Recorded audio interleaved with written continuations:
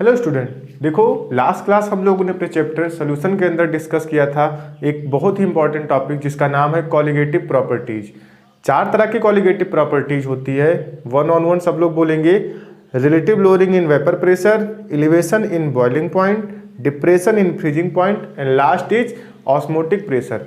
दो तो हम लोगों ने प्रीवियस क्लास में ही डिस्कस कर लिए, उस पर बेस्ड कुछ न्यूमेरिकल्स को भी डिस्कस किया था।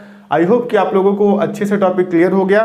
तो आओ आज हम लोग वहीं से आगे कंटिन्यू करते हैं और डिस्कस करते हैं अपनी थर्ड और कॉलिगेटिव प्रॉपर्टीज, जो कि क्या है, depression in freezing point.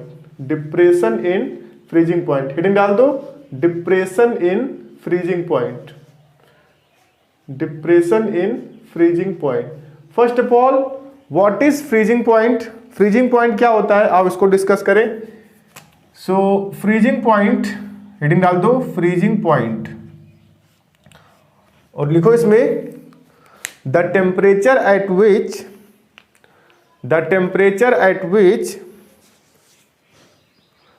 Vapour pressure of a liquid becomes equal to vapor pressure of its solid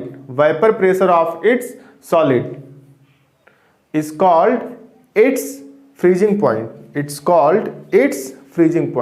देखो बहुत ही आसान है फ्रीजिंग पॉइंट को समझना। जैसे मैं बोलूं वाटर का फ्रीजिंग पॉइंट क्या है, तो आप बोलोगे 0 डिग्री सेल्सियस। बिल्कुल सही बात है, लेकिन बताओ आइस का मेल्टिंग पॉइंट भी तो 0 डिग्री सेल्सियस है।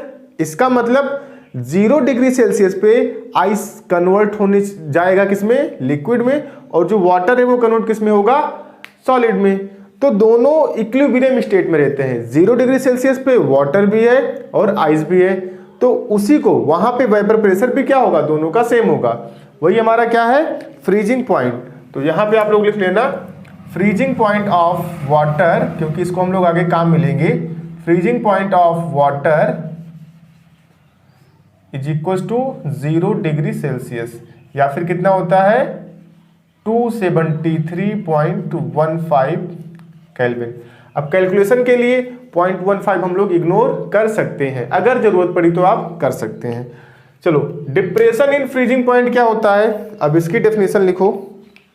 This is your colligative properties. लिखो इसमें the freezing point of A solution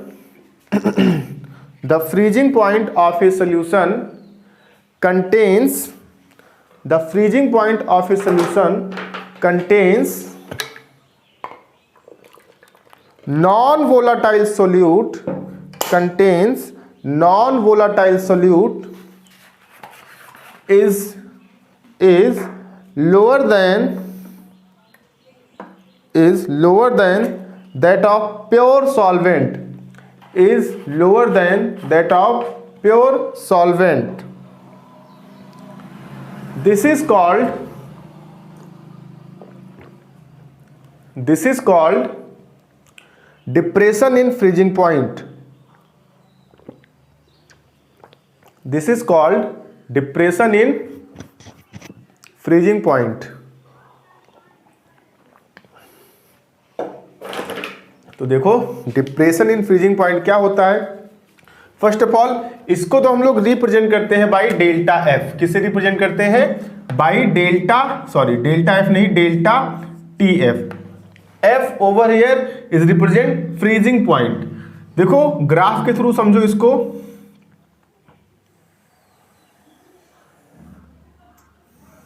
बिल्कुल वैसा ही ग्राफ जो हम लोगों ने प्रीवियस क्लास में बनाया था। ये आपका वेपर प्रेशर का है y एक्सिस पे, इधर क्या है आपका टेम्परेचर।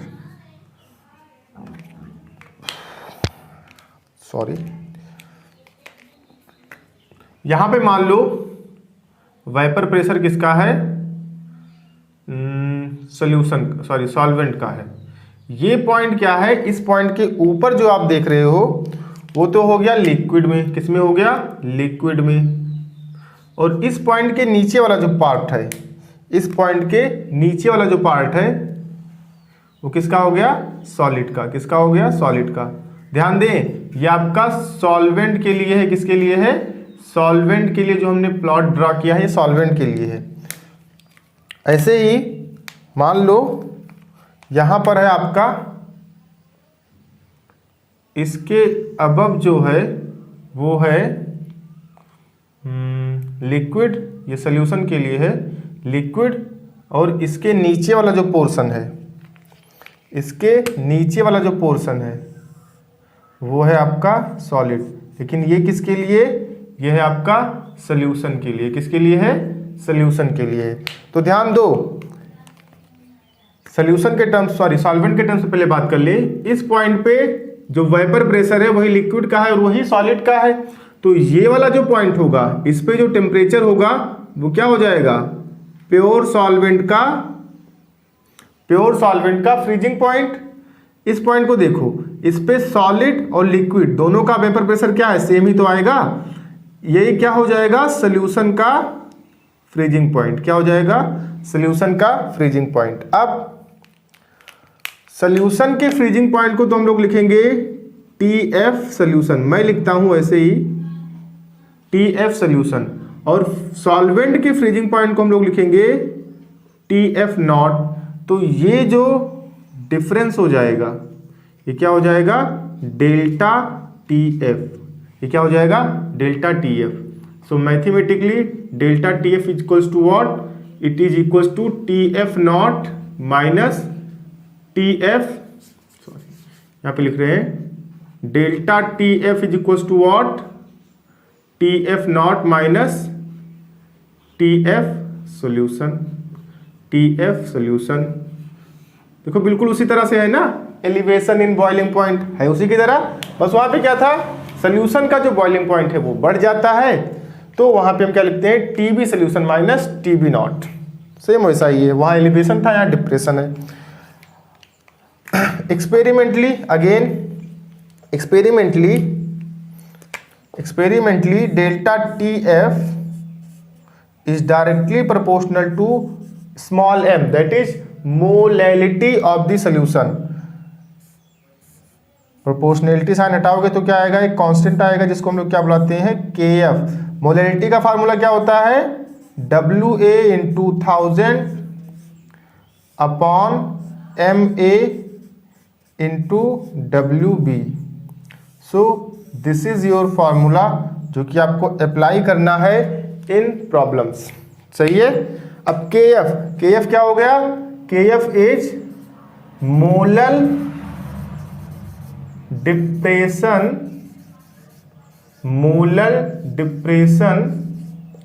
कांस्टेंट।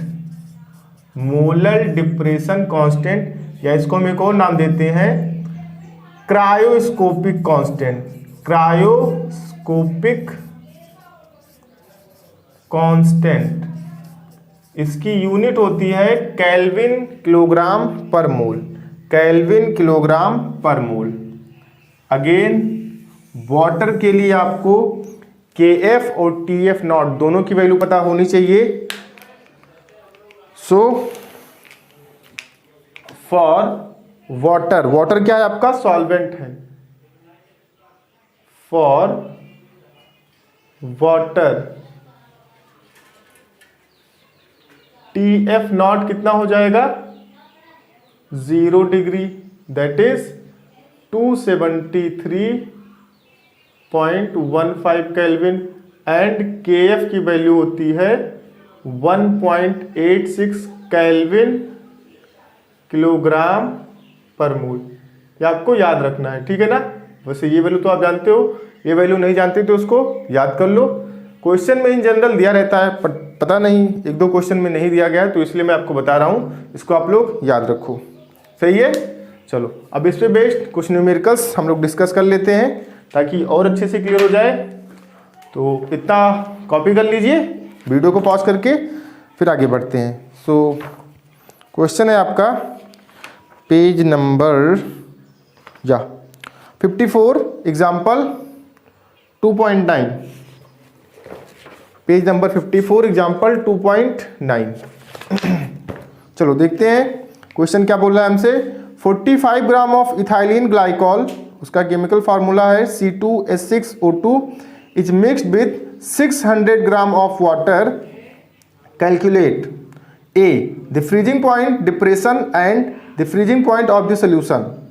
उसने दो क्वेश्चन किए हैं इसमें, एक तो बताना है आपको, फर्स्ट है आपका ए है डेल्टा TF पूछा गया है, और सेकेंड में आपसे पूछा गया है TF ऑफ सोल्यूशन। बहुत ही इजी सा क्वेश्चन है, अगर आपको आता है कॉन्सेप्ट अच्छे से तो ही इजी होगा, अदरवाइज तो रटते जाओगे। कुछ लोग हैं ना इसमें रटने वाले महारथी पड़े हैं, वो अभी नहीं जगेंगे, जब आएगा अंत समय, बोर्ड एग्जाम का डेट आ जाएगा तभी वो जगेंगे। ठीक है भैया, सोते रहो। हम लोग आपसे इतनी उम्मीदें बना के आए और आपने तो वक्त बदल दिया, जज्बात बदल दिया, जिंदगी बदल दी। 45 gram of ethylene glycol. Ethylene glycol क्या है? सबसे पहले तो लिख लो यहाँ पे C2H6O2, ये है आपका सॉल्यूट जिसको हम लोग रिप्रेजेंट करते हैं बाई A। वाटर क्या है आपका? सॉल्वेंट जिसको हम लोग रिप्रेजेंट करते हैं बाई B। तो 45 ग्राम क्या है? WA है, सही है। 600 ग्राम ऑफ वाटर, WB हो गया। देखो WA WB पता चल गया। C2H6O2 उसका मोलर मास कितना हो जाएगा? 2 × 12 carbon plus 6 × 1 hydrogen plus 2 × 16 oxygen. Calculate करोगे तो आपका आएगा कितना? वो 62 ग्राम आएगा। कितना आएगा? 62 ग्राम। तो हमको MA पता चल गया, WA पता हो गया, MA पता हो गया, WB हो गया। KF वाटर है, वाटर के लिए इसमें दिया नहीं गया है तो 1.86 होता है। मैंने बोला है आपको, याद कर लो अच्छे से। तो ये पता चल गया, निकाल दो यहाँ से delta TF। So delta TF equals to what? KF 1.86 into WA कितना है? 45 इंटू 1000 अपॉन MA कितना है? इसका मोलर मास 62। WB कितना है? वाटर का अमाउंट 600 ग्राम। सॉल्व करोगे तो कितना आएगा आपका? ये 2.2। कितना आएगा? 2.2। आई थिंक 2.25 आएगा, क्योंकि मैंने कैलकुलेट करके देखा है, लेकिन बुक में तो 2.2 ही दिया गया है। आप लोग खुद से सॉल्व कर सकते हो, बहुत ही ईजी है सॉल्व करना। कहो तो मैं सॉल्व कर दूं? नहीं करूंगा, जाओ, तुम्हारा नौकर हूं मैं, खुद से करो। केल्विन, सही है। हमारे पास क्या आ गया? Delta TF। क्या आप मुझे H2O के लिए TF नॉट बता सकते हो? यहां से देखो 273.15। तो डेल्टा TF इक्वल्स टू क्या होता है? TF not minus TF। हमें क्या चाहिए? TF की वैल्यू। तो TF क्या हो जाएगा? यहां से देखो TF इस साइड जाएगा, डेल्टा TF इस साइड आएगा। तो TF क्या हो जाएगा? TF नॉट, इसकी वैल्यू है 273.15 minus delta TF। Delta TF कितना आया? 2.2। सॉल्व करो तो कितना आएगा? 59.027। ये रहा आपका A एंड B दोनों आंसर। कितना शॉर्टकट में हो गया ना, यकीन नहीं हो रहा है। वाह भाई वाह। सेकेंड क्वेश्चन बहुत ही अच्छा सा क्वेश्चन है। 1 gram of non electrolyte solute, 1 gram of a non electrolyte solute dissolve in 50 gram of benzene lowered the freezing point of benzene by 0.4 kelvin. The freezing point depression constant of benzene is 5.12 kelvin kilogram per mole. Find the molar mass of the solute. देखो 1 gram, ये क्या है? WA है। 50 gram of benzene में dissolve किया गया तो वो क्या हो जाएगा? WB हो जाएगा। Lower the freezing point of benzene by 0.4। तो ये क्या आ गया आपका? डेल्टा TF आ गया, उतना कम हो गया, डेल्टा TF आ गया। The freezing point depression constant of benzene is 5.12 kelvin. Delta TF पता, KF पता, WA पता, WB पता, ये कैलकुलेट करना है। अबे बच्चे की जान लेगा क्या? खुद से कर। चलो मूव करते हैं अपने अगले क्वेश्चन, सॉरी क्वेश्चन पे नहीं, नेक्स्ट है आपका। तो ये क्वेश्चन आप लोग खुद से सॉल्व कर लेना, मैं नहीं करूंगा। हम लोग तो मूव कर रहे हैं अपने फोर्थ कॉलिगेटिव प्रॉपर्टी पे, the last colligative property, that is osmotic pressure. Osmotic pressure, osmotic pressure. सही है। देखो ध्यान रहे 2 से 3 बार कैलकुलेशन जरूर करना यहां से, ठीक, क्योंकि किसी महापुरुष ने कहा है जब उसने जोड़ा, घटाया, गुणाकार किया और भागाकार किया तो एक ही जवाब आ रहा था। शायद वो सही भी था, लेकिन वो फिर एक बार जोड़ने, घटाने, गुणाकार करने और भागाकार करने में गलत क्या है? तो 2 से 3 बार करना, बात मत काटना, भाई की इज्जत मत डुबा देना। ऑस्मोटिक प्रेशर को समझने के लिए सबसे पहले आपको समझना होगा ऑस्मोसिस। क्या? Osmosis. What is osmosis? So इसमें आप लोग लिखना स्टार्ट करें। मैं आपको फिगर के थ्रू अभी एक्सप्लेन कर रहा हूं, पहले लिख लो, हेडिंग डाल दो ऑस्मोटिक प्रेशर, इसमें हेडिंग डाल दो ऑस्मोसिस, लिखो it is the movement of solvent particles, it is the movement of solvent particles from its higher concentration to the lower concentration, from its higher concentration to its lower concentration through semi permeable membrane, through semi permeable membrane. ध्यान रहे यहां पे बीच में क्या लगा है? एक semi permeable membrane लगा है, उससे होकर ही सॉल्वेंट इधर उधर मूव करेगा। किधर से किधर मूव करेगा? हायर कंसंट्रेशन से लोअर कंसंट्रेशन की तरफ। किधर से किधर? हायर कंसंट्रेशन से लोअर कंसंट्रेशन की तरफ। ये तो आप लोगों ने 11 में भी सीखा था, जब आपने पढ़ा था गैसियस स्टेट, वहां पे आपको सिखाया था ना डिफ्यूजन, हाई अमाउंट से लो अमाउंट की तरफ गैस ऑटोमेटिक मूव करती है, ऑटोमेटिक सेल्फ मूव करती है। यहाँ पे हम कोई कुछ प्रोसेस, यहाँ पे हम कोई प्रेशर या कुछ भी हम यहाँ पे अप्लाई नहीं कर रहे हैं, ऑटोमेटिक वो फ्लो कर रही है। तो कुछ कुछ डिफ्यूजन की तरह ही है, बस एक डिफरेंस है, वहां भी हायर कंसंट एयर जो होती है वो हायर कंसंट्रेशन, या एयर ना बोल के हम गैस बोल सकते हैं, गैस जो होती है वो हायर कंसंट्रेशन से लोअर कंसंट्रेशन की तरफ मूव करती है। यहां भी क्या हो रहा है? सॉल्वेंट हायर कंसंट्रेशन से लोअर कंसंट्रेशन की तरफ को मूव करता है, एक डिफरेंस है। ऑस्मोसिस में हम लोग सेमी परमिएबल मेम्ब्रेन यूज करते हैं, जबकि हम लोग डिफ्यूजन में सेमी परमिएबल मेम्ब्रेन यूज नहीं करते। That's the difference. So osmosis क्या हुआ? Again I repeat my self, the movement of solvent particles through semi-permeable membrane from higher concentration to the lower concentration is called osmosis. This is the reason why seeds like gram, pulse, wheat are swell up when they kept in water for an hour, for a some hour. आप बोल सकते हो, मतलब ग्राम को, चना हो गया, आप उसको भिगोते हो पानी में, सुबह तक देखते हो आप वो swell up हो जाता है। क्यों? क्योंकि ऑस्मोसिस हो रहा है वहां पे। क्या हो रहा है? ऑस्मोसिस हो रहा है। फिगर के थ्रू समझते हैं।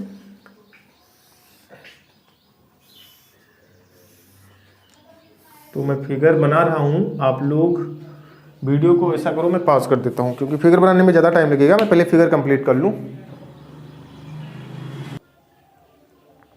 तो देखो फिगर आपके सामने है, ये रहा फिगर।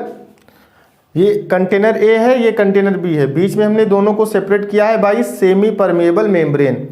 इधर कंटेनर ए में सिर्फ क्या है? फ्रेश वाटर है, जबकि कंटेनर में बी में क्या है? सॉल्ट वाटर है। यहाँ पर हमने एक मूवेबल पिस्टन लगाया हुआ है। This is your movable piston, जो ऊपर नीचे हो सकता है। अब आपको पता है यहाँ फ्रेश वाटर में सिर्फ वाटर ही तो है, वाटर का कंसंट्रेशन क्या है? बहुत ज़्यादा है, जबकि यहाँ पे सॉल्ट और वाटर दोनों है, तो वाटर का कंसंट्रेशन यहाँ पर क्या हो जाएगा? कम हो जाएगा। तो वाटर क्या होगा? सेमी परमेबल मेम्ब्रेन से होकर मूव करेगी। सेमी परमेबल मेम्ब्रेन की क्वालिटी क्या है? कि ये सिर्फ सॉल्वेंट को पास होने देगी थ्रू इटसेल्फ, सोल्यूट पार्टिकल्स को पास होने नहीं देगी। तो सिर्फ वाटर ही इधर से उधर आ जा सकता है। अब देखो कंटेनर बी में तो वाटर का कंसंट्रेशन कम है, ए में ज्यादा है, तो वाटर पार्टिकल्स क्या होंगे? वो ए से बी की ओर मूव करेंगे। अगर वो ए से बी की तरफ मूव करेंगे तो इस कंटेनर में वाटर का अमाउंट बढ़ेगा। अगर वाटर का अमाउंट बढ़ेगा तो स्लोली क्या होगा? ये पिस्टन ऊपर की ओर भागेगा। आया समझ में? बस यही है आपका ऑस्मोसिस। अब ऑस्मोटिक प्रेशर, क्या ऑस्मोटिक प्रेशर क्या है वो समझो, इसी फिगर के थ्रू मैं आपको एक्सप्लेन कर रहा हूं। अगर हम क्या करें, ये हम अपरेटस सेटअप कर दें, बीच में हम सेमी परमेबल मेम्ब्रेन लगा दें, अब होगा क्या, वाटर इधर से इधर की तरफ मूव करना चाहेगा। अब एक प्रेशर अगर हम यहां पे लगा दें, प्रेशर हम लगा दें पाई, मिनिमम प्रेशर, ध्यान रहे मिनिमम प्रेशर, इतना प्रेशर लगा दें कि वाटर जो है वो ना तो ए से बी की ओर मूव करे और ना ही बी से ए की ओर मूव करे।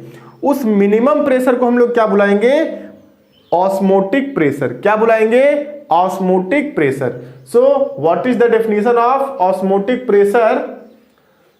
आप लोग पहले ये फिगर ड्रॉ करो फिर लिखो ऑस्मोटिक प्रेशर, डेफिनेशन लिखो इसकी। अब डेफिनेशन लिखना क्या है वो तो समझ में आ ही गया होगा।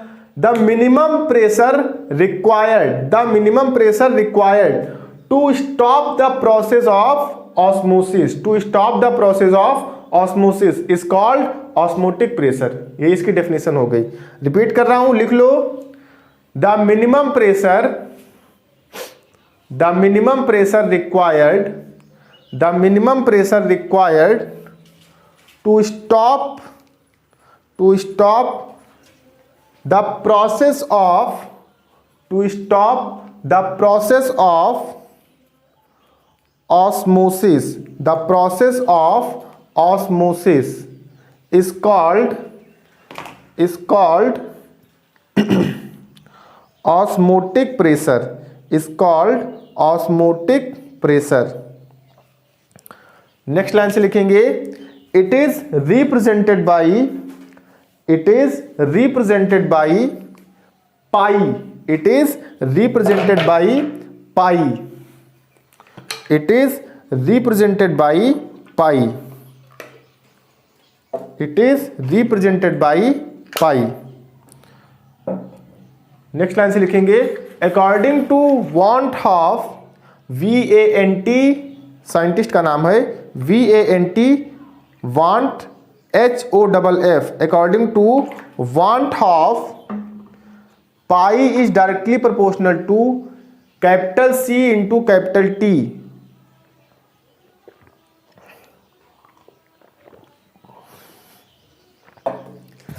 खराश बहुत ज्यादा है। देखो, according to want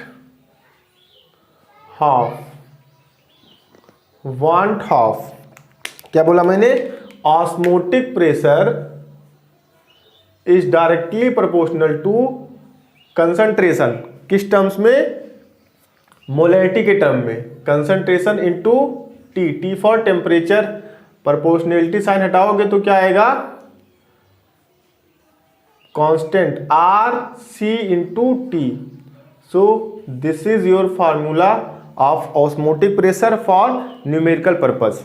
अब यहां से देखो R क्या हो गया, पाई तो आपका हो गया osmotic pressure. R is gas constant, universal gas constant जिसको हम लोग बुलाते हैं गैस कांस्टेंट। इसकी वैल्यू आप लोगों को याद रखनी है 0.083 लीटर बार पर मोल पर केल्विन, या फिर आप इसे 0.083 लीटर एटमॉस्फेयर भी कर सकते हो, अप्रोक्सीमेटली सेम होते हैं। 180 में कुछ होता है 1.013 बार, इक्वली लेता हूं मैं तो, है ना, कभी मुझको प्रॉब्लम नहीं आई। तो आप चाहो तो इक्वल ले सकते हो, बहुत ज्यादा एग्जैक्ट आंसर आप ला नहीं सकते हो तो आप भी जानते हो। सी क्या हुआ, कंसंट्रेशन। क्या, कंसंट्रेशन। कौन सा कंसंट्रेशन, मोलैरिटी। क्या, मोलैरिटी, कैपिटल M है भाई, स्मॉल m नहीं है इस बार। Molarity, molarity. T is temperature, लेकिन ध्यान रहे टेम्परेचर ऑफ केल्विन में ही लेंगे, टेम्परेचर केल्विन में। इसको और ज़्यादा सॉल्व करो, है ना। तो C की जगह पे हम क्या लिख सकते हैं, पाई इक्वल्स टू हो गया आपका R इंटू C। मोलैरिटी क्या होता है, WA upon MA into volume in litre, volume of solution in litre, into क्या हो जाएगा, टी इंटू टी। सही है। चलो इतना कॉपी करो, फिर हम लोग आगे मूव करते हैं। वीडियो को पॉज करके कॉपी करो, पॉज करो वीडियो को, कॉपी करो। अगर कॉपी हो गया हो तो देखो, अब आपको आगे लिखना है। लिखो, पॉइंट है osmotic pressure, osmotic pressure is one of the best method, osmotic pressure is one of the best method to calculate the molar mass of solute because dash करके नेक्स्ट लाइन से लिखो। First, osmotic pressure can be measured, osmotic pressure can be measured at room temperature, osmotic pressure can be measured at room temperature. Second, the value of osmotic pressure is high, the value of osmotic pressure is high also for very dilute solution, also for very dilute solution. Next, third, molarity, capital M, molarity is used instead of molality, small m, instead of molality, small m. इसके बाद depending upon आपको लिखना नहीं, समझो पहले। Depending upon osmotic pressure हम लोग solution को क्लासीफाई करते हैं इनटू 3। कितने पार्ट्स में? 3 पार्ट्स में। Depending upon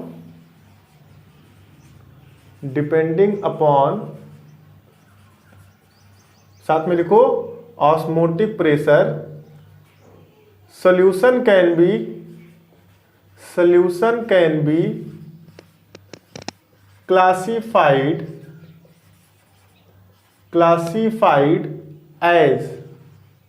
classified as first है आपका नंबर 1 आइसोटोनिक सॉल्यूशन। अब यहां पे हम लोग 2 सॉल्यूशन को कंपेयर करेंगे। एक है आपके पास सॉल्यूशन ए और एक है आपके पास, या फिर ए भी रहने दो, एक है आपके पास सॉल्यूशन एक्स और एक है आपके पास सॉल्यूशन वाई। ए बी क्यों नहीं लिया? क्योंकि ए बी में आप कंफ्यूज हो सकते हो कि सॉल्यूट और सॉल्वेंट है। जी नहीं, दोनों ही सॉल्यूशन है। अब आइसोटोनिक सॉल्यूशन क्या होगा? अगर सॉल्यूशन एक्स का ऑस्मोटिक प्रेशर सॉल्यूशन वाई के इक्वल हो जाए तो उसको हम लोग क्या बुलाएंगे? Isotonic solution. क्या बुलाएंगे? Isotonic solution. सेकेंड आपका है, अब इसको लैंग्वेज फॉर्म में आप लिख सकते हो, जैसा भी लिखोगे, टूटे फूटे लैंग्वेज में आप लिख लो यार, कोई दिक्कत नहीं है। नेक्स्ट है आपका हाइपोटोनिक। क्या है आपका? Hypotonic solution. अब इसमें क्या होगा? जो हम x के रेफरेंस में बात कर रहे हैं भाई, x के रिस्पेक्ट में बात कर रहे हैं, इसका ऑस्मोटिक प्रेशर गिवन सॉल्यूशन के ऑस्मोटिक प्रेशर से क्या होगा? कम होगा। थर्ड है आपका हाइपरटोनिक। क्या है आपका? Hypertonic solution. यहां पर क्या होगा? जो सॉल्यूशन है उसका ऑस्मोटिक प्रेशर गिवन सॉल्यूशन से ज्यादा होगा, तो 3 टाइप के हमारे पास सॉल्यूशन हो गए, एक आइसोटोनिक, हाइपोटोनिक और hypertonic, depending upon osmotic pressure. चलो अब इस पे बेस्ड हम लोग एक न्यूमेरिकल को डिस्कस करते हैं। न्यूमेरिकल बहुत ही इजी सा है। देखो एग्जाम्पल ही है आपका 2.11 पेज नंबर 56, 2.11। ये देखो 2.11 ये वाला क्वेश्चन मिला। चलो तब तक आप इसको कॉपी कर लो। इनका कॉपी हो गया, क्वेश्चन पे फोकस करिए, टाइम वेस्ट मत करिए।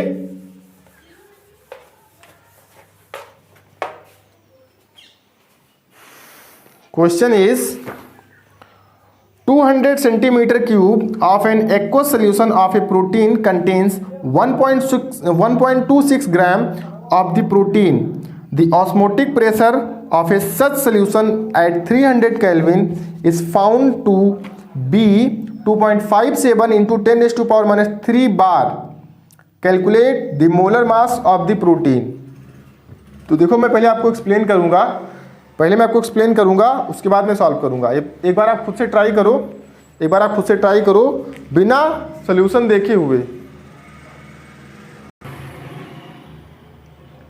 तो आओ डिस्कस करते हैं क्वेश्चन को। लेट्स सी कि आपने बिल्कुल सही किया या आपसे मिस्टेक हुई, और अगर मिस्टेक हुई तो कहाँ पर हुई। ये चीज़ अगर आप सीख गए ना, न्यूमेरिकल कोई नहीं रोक सकता आपका, बहुत आसानी से आप उसको हैंडल कर ले जाओगी। 2 centimetre cube of an aqueous solution, ये क्या गिवन है? Volume of solution. क्या गिवन है? Volume of solution. So volume कितना हो गया? 200 cubic centimetre. 1 ml equals to 1 cubic centimetre, तो 200 क्यूबिक सेंटीमीटर क्या हो जाएगा? 200 ml। क्या हो जाएगा? 200 ml। अब वॉल्यूम हमको किस में रखना है? इन लीटर में रखना है, तो इसको हम लोग 1000 से डिवाइड करेंगे तो क्या आ जाएगा? 0.2 लीटर। ये जो 2 जीरो हम लोग हटा सकते हैं यहाँ से, तो ये क्या आ गया? 0.2 लीटर आ गया। ठीक है भाई। Protein contains 1.6 gram of protein. Solution में प्रोटीन है कितना? 1.26 ग्राम। तो ये आपका हो जाएगा WA 1.26। प्रोटीन डिजॉल्व है ना वाटर में, तो प्रोटीन तो अपना हो गया सॉल्यूट। सॉल्यूट को हम लोग किससे रिप्रेजेंट करते हैं? WA से। ठीक है भाई। The osmotic pressure of such solution at 300 kelvin. Temperature given है कितना? 300 kelvin. is found to be 2.57 into 10 raised to power minus 3 bar. The osmotic pressure of such a solution at 300 Kelvin is found to be 2.57 into 10 raised to power minus 3 bar. मतलब ये क्या given है? Osmotic pressure 2.57 into 10 raised to power minus 3 बार। देखो अब बचा हमारे पास सिर्फ क्या?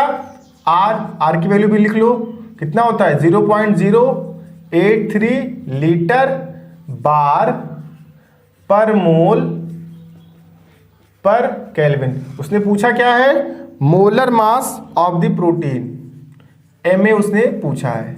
चलो सॉल्व कर दो इसको। सो पाई इक्वल्स टू क्या होता है? R into WA upon MA into volume in litre into temperature. MA को इस साइड लाओ, पाई इस साइड आएगा। सो MA क्या आ जाएगा आपका? R की वैल्यू 0.083 इंटू WA की value 1.26 into temperature 300 kelvin. Pi इधर आया, MA उस साइड गया। पाई की value 2.57 into 10 raise to power minus 3। Volume कितना है? 0.2 है। जितने भी स्टूडेंट हैं जिनको न्यूमेरिकल्स करने में, मतलब ये कैलकुलेशन करने में, न्यूमेरिकल्स तो आपको मैं सिखा ही रहा हूँ कि कैसे आप लोग न्यूमेरिकल को बहुत फास्ट कर सकते हो। ये बहुत ही आसान सा तरीका है, ऐसे आप करोगे न्यूमेरिकल आपका गलत नहीं जाएगा और कम टाइम लगेगा उसमें। अब कितने स्टूडेंट हैं मेरे जिनको कैलकुलेशन करने में प्रॉब्लम होती है? प्लीज़ आप लोग व्हाट्सएप पे एक बार मुझसे कॉन्टेक्ट कर लो। व्हाट्सएप नंबर पता है ना मेरा? अब ग्रुप में तो ऐड ही हो तो पता क्या होगा, घंटा। हाँ भाई देखो इधर, अब आप इसको सॉल्व करो, खुद से सॉल्व करो। सॉल्व करोगे तो आपका ये आंसर आ जाएगा।